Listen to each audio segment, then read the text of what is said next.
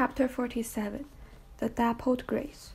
The Baron, followed by the Count, traversed a long suite of apartments, in which the prevailing characteristics were heavy magnificence and the gaudiness of ostentatious wealth, until he reached the boudoir of Madame Danglars, a small octagonal-shaped room, hung with pink satin, covered with white Indian muslin. The chairs were of ancient workmanship and materials. Over the doors were painted sketches of shepherds and shepherdesses, after the style and manner of Boucher, and at each side pretty medallions in crayons, harmonizing well with the fittings up of this charming apartment, the only one throughout the vast hotel in which any distinctive taste prevailed. The truth was, it had been overlooked in the plan arranged by Monsieur Danglars and his architect, one of the most eminent celebrities of the empire, and its decoration had been left entirely to the Baroness and Lucien Debray. Monsieur Danglars, however, while possessing a great admiration for the antique, as it was understood during the time of the Directory, entertained the most sovereign contempt for the simple elegance of his wife's favorite sitting-room, where, by the way, he was never permitted to intrude, unless, indeed, he excused his own appearance by ushering in some visitor, and even then he had rather the air of a person who was himself introduced, than as being the presenter of another, his reception being either cordial or frigid, in proportion as the visitor happened to please or displease his lady wife. As Danglars now entered, he found Madame la Baronne, who, although past the first bloom of youth, was still strikingly handsome, seated at the piano, a most elaborate piece of cabinet and inlaid work, while Lucien Debray, standing before a small working table, was turning over the pages of an album. Lucien had found time, preparatory to the Count's arrival, to relate any particulars respecting him to Madame Danglars. It will be remembered that Monte Cristo had made a lively impression on the minds of the party at the breakfast given by Albert de Morcerf, and Debray, unimpressionable as he was, still retained that impression, and thus the description given by Lucien to the Baroness bore its traces. Excited by the stories related by de Morcerf, and the additional circumstances detailed by Debray, the curiosity of the Baroness was raised to its highest pitch. The piano and the album were thus simply the common pretext for concealing more important matters. A most gracious welcome and unusual smile were bestowed on Monsieur Danglars. The Count received a formal though graceful courtesy, while Lucien exchanged with the Count a sort of distant recognition, and with Danglars a free and easy nod. "Baroness," said Danglars, "give me leave to present to you the Count of Monte Cristo, who has been most warmly recommended to me by my correspondents at Rome. I need but mention one fact to make all the ladies in Paris court his notice, and that is, that he has come to take up his abode in our capital for 1 year, during which period he proposes to spend 6 millions of money." It sounds very much like an announcement of balls, fetes, dinners, and supper parties, in all of which I trust Monsieur le Comte will remember us, as we may depend upon it when we show him in our little entertainments. Spite of the gross flattery and coarseness of this address, Madame Danglars could not forbear gazing with considerable interest on a man capable of spending 6 millions in 12 months, and who had selected Paris for the scene of his princely extravagance.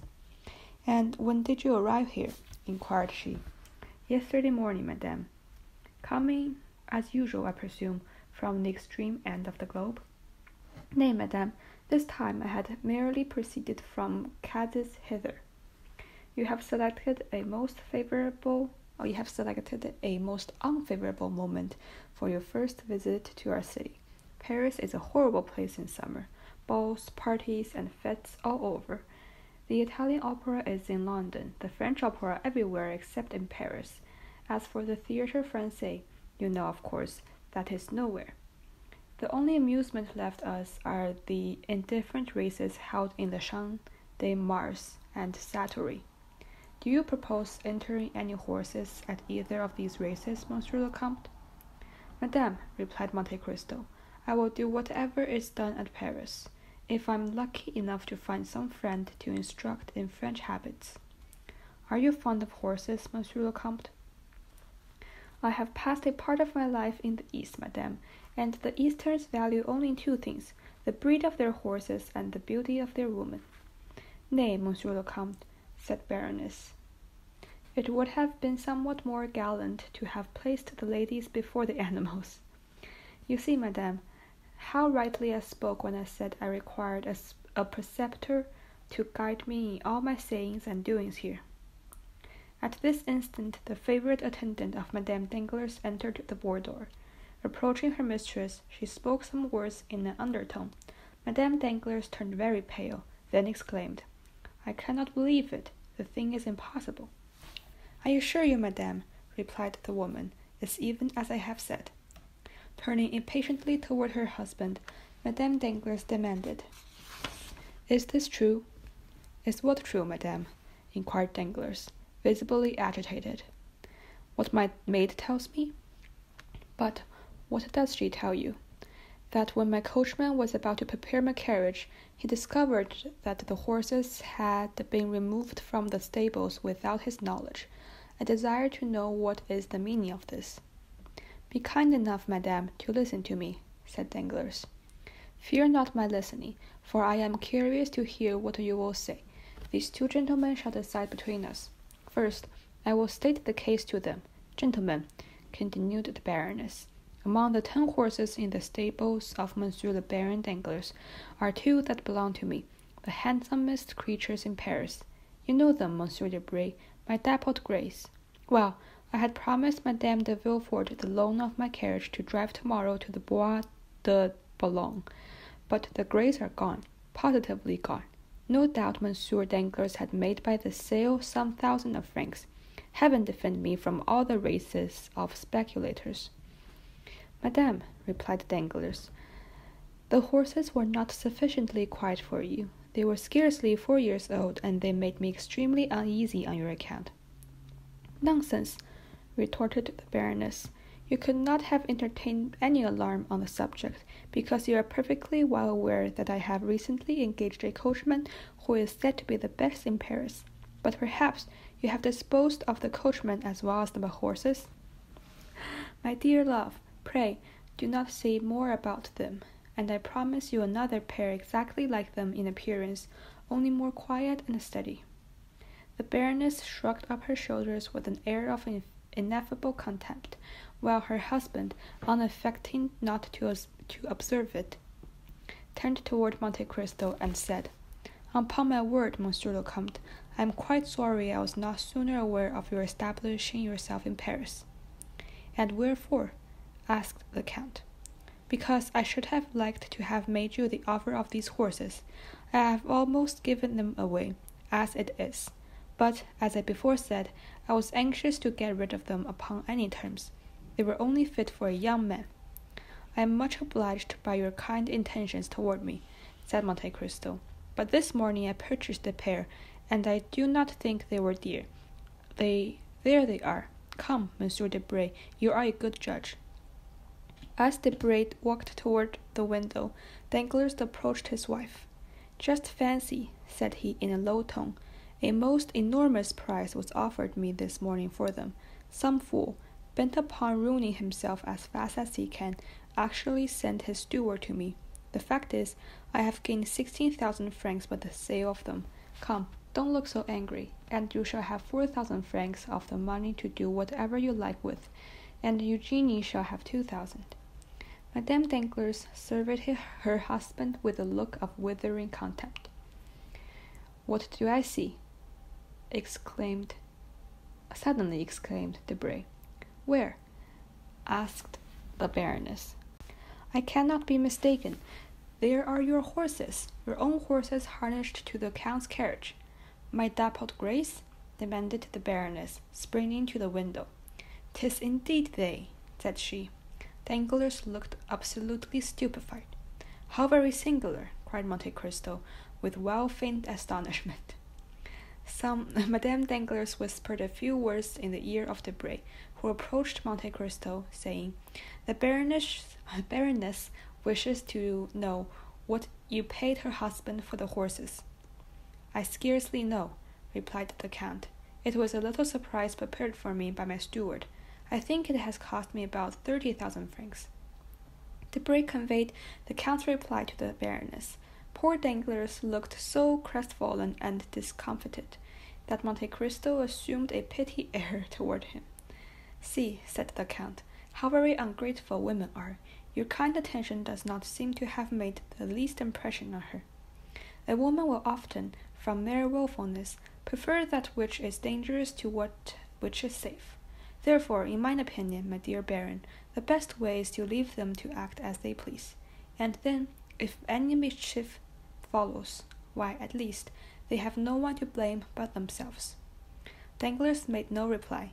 He anticipated a stormy scene with the Baroness, whose threatening looks and frowning brow, like that of Olympic Jove, predicted a hurricane. Debray, who perceived the gathering clouds, suddenly recollected an appointment, which compelled him to take his leave, while Monte Cristo, unwilling by prolonging his stay to destroy the advantage he hoped to obtain, made a farewell bow and departed, leaving Danglars to the reproaches of his wife. "Excellent," murmured Monte Cristo to himself, as he retraced the way to his carriage. "All has gone according to my wishes. The domestic peace of this family is henceforth in my hands. Now then, to play another master stroke by which I shall gain the heart of both husband and wife. Delightful, still," added he, "amid all this, I have not yet been presented to Mademoiselle Eugenie Danglars, whose acquaintance I should have been glad to make. But never mind," pursued he, with that particular smile that at times lighted up his countenance. "I am in Paris, and have plenty of time before me. By and by will do for that." The Count's further meditations were interrupted by his arrival at his own adobe. 2 hours afterward, Madame Danglars received a most flattering epistle from the Count, in which he entreated her to receive back her favorite Dappled Grays, protesting that he could not endure making his debut in the Parisian world of fashion by exciting a lovely woman's regrets. The horses were sent back wearing the same harness they had done in the morning. The only difference consisted in the rosettes worn on the heads of the animals being adorned with a large diamond placed in the center of each, by order of the Count. To Danglars, Monte Cristo also wrote, requesting him to excuse the whimsical gift of a capricious millionaire, and to beg of Madame le Baron to pardon the Eastern fashion adopted in the return of the horses. During the evening, Monte Cristo quitted Paris for Auteuil, accompanied by Ali. The following day, about 3 o'clock, a single blow struck on the gong summoned Ali to presence of the Count. "Ali," observed his master, as the Nubian entered the chamber, "you have frequently explained to me how more than commonly skillful you are in throwing the lasso, have you not?" Ali drew himself up proudly, and then returned a sign in the affirmative. "I thought I did not mistake. With your lasso you could stop an ox?" Again Ali repeated his affirmative gesture. "Or a tiger?" Ali bowed his head in token of assent. "A lion even?" Ali sprang forward, imitating the action of one throwing the lasso, then of a strangled lion. "I understand," said Monte Cristo. "You wish to tell me you have hunted the lion." Ali smiled with triumphant pride. "But do you believe you could stop 2 runaway horses?" The Nubian smiled. "It is well," said Monte Cristo. "Then listen to me. Ere long the carriage will be run away by the pair of dappled gray horses you saw me with yesterday. Now, at the risk of your own life, you must manage to stop those horses before my door." Ali descended to the street, and marked a straight line on the pavement immediately at the entrance of the house, and then pointed out the line he had traced to the Count, who was watching him. The Count patted him gently on the back, his usual mode of praising Ali, who walked toward a projecting stone forming the angle of the street and house, and began to smoke his chibouque, while Monte Cristo re-entered his dwelling.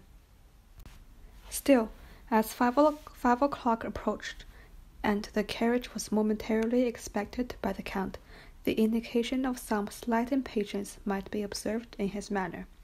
He walked to and fro in a room commanding a view of the street, stopping to listen from time to time for the sound of approaching wheels, then to cast a glance on Ali. But the regularity with which the Nubian puffed forth the smoke of his chibouque proved that he was at least wholly absorbed in his favorite occupation. Suddenly a distant sound of wheels was heard, and almost immediately a carriage appeared, drawn by a pair of wild, ungovernable horses, which the coachman strove in vain to restrain. In the vehicle was a woman, apparently young, and a child of about 7 or 8 years of age. Terror seemed to have deprived them even of the power of uttering a cry, and both were clasped in each other's arms. Had the carriage encountered the slightest impediment, it must be inevitably have upset, but it still flew on, amid the cries of the frightened spectators in the street. Then Ali threw down his chibouque, drew the lasso from his pocket, caught the forelegs of the near horse in its triple fold, suffered himself to be dragged for a few steps. The lassoed horse fell. Falling on the pole, it snapped, and therefore prevented the other animal from pursuing his headlong way. Gladly availing himself of this opportunity, the coachman leaped from his box, but Ali had promptly seized the nostrils of the second horse and held them in his iron grasp. Still the beast, snorting with pain, sunk beside his companion. All this was achieved in much less than what is occupied in the recital. The brief space had, however, been sufficient for a person, followed by a number of servants, to rush from the house before which the accident had occurred, and, as the coachman opened the door of the carriage, to take from it the lady who was convulsively grasping the cushions with one hand, while the other she pressed to her bosom her fainting son. Monte Cristo carried them both to the salon, and deposited them on the sofa. "Compose yourself, madame," said he. "All danger is over." The lady looked up at these words, and, with a glance far more expressive than any entreaties could have been, pointed to her child, who was still continued insensible. "I understand, madame," said the Count, carefully examining the child, "but there is no occasion for uneasiness. He has not received the least injury. His insensibility is merely the effect of terror." "Are you quite sure you do not say so to tranquilize my fears? See how deadly pale he is. My child, my dear Edward. Speak to your mother. Oh, sir, in pity, send for help, my whole fortune for the recovery of my boy." With a wave of the hand, Monte Cristo signed to the distracted mother to calm herself.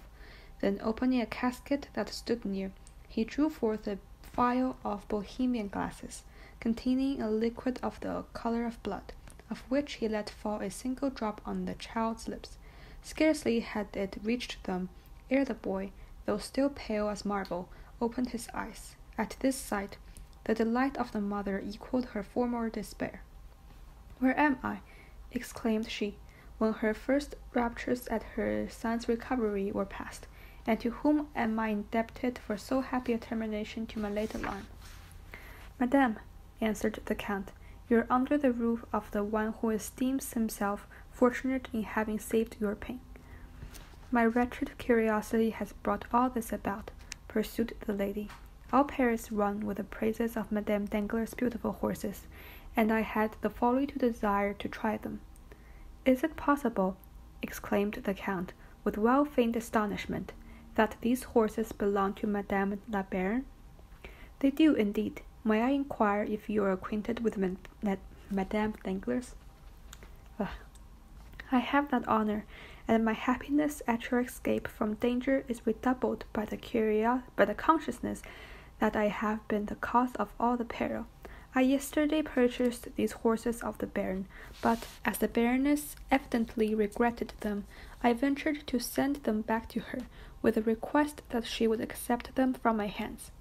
You are, then, doubtless, the Count of Monte Cristo, of whom her men has talked to me so much. You have rightly guessed, madame, replied the Count. And I am Madame Héloïse de Villefort. The Count bowed with the air of a person who hears the name for the first time. How grateful will Monsieur de Villefort for all your goodness! To you alone it is owning that his wife and child exists. Most certainly, but for your intrepid servant, this dear child and myself must both have perished. Indeed, I still shudder at the fear danger you were placed in. I trust you will not object to my offering a fitting recompense to your servant. I beseech you, madame, replied Monte Cristo, not to spoil Ali, either by too great praise or rewards. Ali is my slave, and in saving your life he was but discharging his duty to me. Nay, interposed Madame de Villefort, on whom this authoritative style made a deep impression. Nay, but consider that he risked his life. His life, madame, belongs to me, for I saved it. Madame de Villefort made no further reply. Her mind was absorbed in the contemplation of the man, who, from the first instant of her beholding him, had made so powerful an impression on her. During the evident preoccupation of Madame de Villefort, Monte Cristo scrutinized the features and appearance of the boy she kept covering with kisses. The child was small for his age, and unnaturally pale, a mass of straight black hair, defying all attempts to train or curl it, fell over his projecting forehead and hung down to his shoulders, giving increased vivacity to the eyes already sparkling with a youthful love for mischief and fondness for every forbidden enjoyment. His mouth was large, and the lips, which had not yet regained their color, were particularly thin. In fact, the deep and crafty look, forming the principal character of the child's face, belonged rather to the boy of 12 or 14 years of age than to one so young. His first movement was to free himself by a violent push from the encircling arms of his mother, and to open the casket from whence the Count had taken the phial of elixir.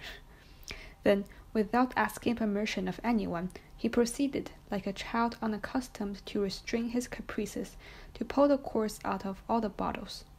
"Touch nothing, my little friend," cried the Count, eagerly. "Some of those liquids are not only dangerous to taste, but even to smell." Madame de Villefort became very pale, and, seizing her son's arm, drew him anxiously toward her. But, once satisfied of his safety, he also cast a brief but expressive glance on the casket, which was not lost upon the Count. At this moment Ali entered. At the sight of him, Madame de Villefort uttered an impression of pleasure, and holding the child still closer toward her, she said, "Edward, dearest, do you see that good man? He has thrown down courage, for he exposed his own life to stop the horses that were running away with us, and would certainly have dashed the carriage to pieces. Thank him then, my child, for had he not come to our aid, neither you nor I would be alive." The child struck out his lips and turned away his head in a contemptuous manner, saying, "He's too ugly." The Count smiled as if he thought that such a child bade fair to realize one part of his hopes, while Madame de Villefort reprimanded her son with a moderation that would not have pleased Jean-Jacques Rousseau if Edward had been called Emile.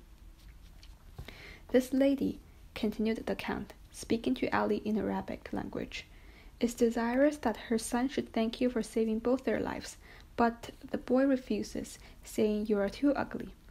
Ali turned his intelligent countenance toward the boy, on whom he gazed without any apparent emotion, but the sort of spasmodic workings of the nostrils showed to the practised eye of Monte Cristo how deeply the Arab was wounded. "Monsieur," said Madame de Villefort, as she rose to take her leave, "do you usually reside here?" "No, I do not," replied the Monte Cristo. "It's a small place I have purchased quite lately. My place of adobe is number 30, Avenue de Champs-Élysées. I see you have quite recovered, and are desirous of returning home. I have desired the same horses you came with to be put to one of my carriages.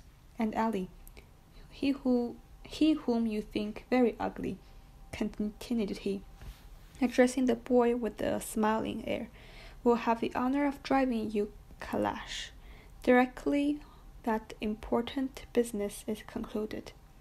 I will have a couple of my own horses harnessed to convey it directly to Madame Danglars. I dare not return with those dreadful horses, said Madame de Villefort. You will see, replied Monte Cristo, that in the hands of Ali they will be gentle as lambs. Ali had, indeed, gone up to the animals, that had been got upon their legs with considerable difficulty, and rubbed their foreheads and nostrils with a sponge soaked in aromatic vinegar, and wiped off the sweat and foam that covered their mouth. They at once breathed heavily, and for some seconds shivered in every limb. Then, undisturbed by the noisy crowd collected round the broken carriage, Ali quietly harnessed the pacified animals to the Count's chariot, took the reins in his hand, and mounted the box, when lo, to the utter astonishment of those who had witnessed the ungovernable spirit of the same horses, he was actually compelled to apply his whip in no very gentle manner ere he could induce them to start, and even then all that could be obtained from the celebrated Dappled Grays, now changed into a couple of dull, sluggish, stupid brutes, was a slow pottering pace, kept up with so much difficulty that Madame de Villefort was more than a couple of hours returning to her residence in the Faubourg Saint-Honoré. Scarcely had the first congratulations upon her escape been gone through, than she wrote the following letter to Madame Danglars. Dear Hermine, I have just been saved from the most imminent danger by the very Count of Monte Cristo we were talking about yesterday, but whom I little expected to see today. I remember how unmercifully I laughed at what I considered your enthusiasm, but I now admit that your enthusiastic description of this wonderful man fell far short of his merits. Your horses ran away at Ranelagh as if they were mad, and Edward and I would probably have been dashed to pieces against the first object that impeded their progress. When a strange-looking man, an Arab or a Nubian, at least a black of some nation or another, at a signal from the Count, whose domestic he is, suddenly seized and stopped the infuriated animals, even at the risk of being trampled to death himself, and certainly he must have had a most wonderful escape. The Count then hastened to us, and carried myself and my son to his house, where, by some skilful application, he speedily recalled my poor Edward, who was quite insensible from terror, to life. When we were sufficiently recovered, he sent us home in his own carriage. Yours will be returned to you tomorrow.